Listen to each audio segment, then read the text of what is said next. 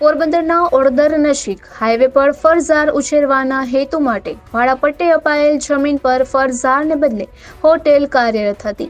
આથી તંત્ર દ્વારા તેનું ડિમોલિશન કરી 1.5 કરોડની જમીન ખુલ્લી કરાવવામાં આવી છે. પોરબંદરના ઓડદર ગામના સરકારી પડતર સર્વે નંબર 2211ની જમીન પૈકી 1 હેક્ટર જમીન ફરઝારના હેતુ માટે તંત્ર દ્વારા ભગવાનજીભાઈ તાબાભાઈ વાજાને ભાડાપટ્ટે આપવામાં આવી હતી.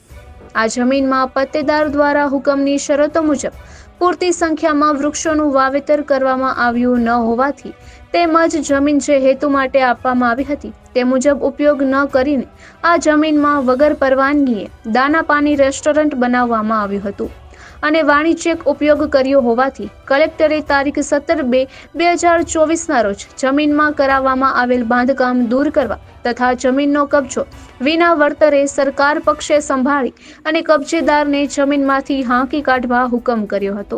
જે અન્વયે આજે કલેક્ટર તથા પ્રાંત અધિકારીના માર્ગદર્શન હેઠળ ગ્રામ્ય મામલતદારની ટીમ દ્વારા નિયત સમયે અનઅધિકૃત બાંધકામ દૂર કરાવવાની કામગીરી પોલીસ બંદોબસ્ત સાથે શરૂ કરવામાં આવી હતી અને જમીનમાં આવેલ બાંધકામ શાંતિપૂર્ણ રીતે દૂર કરવામાં આવ્યું હતું અને જમીનનો કબજો સરકાર હસ્તક સંભાળવામાં આવ્યો છે.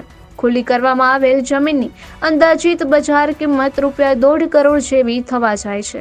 જોકે આ હોટેલ ઘણા વર્ષોથી ચાલુ હતી ત્યારે હવે તંત્રની ઊંઘ ઉડી છે અને ડિમોલિશન હાથ ધર્યું છે. હજુ પણ આ પ્રકારે જમીનનો હેતુફેર અને શરત ભંગ અન્ય સ્થળોએ પણ હોવાનું ચર્ચાઈ રહ્યું છે.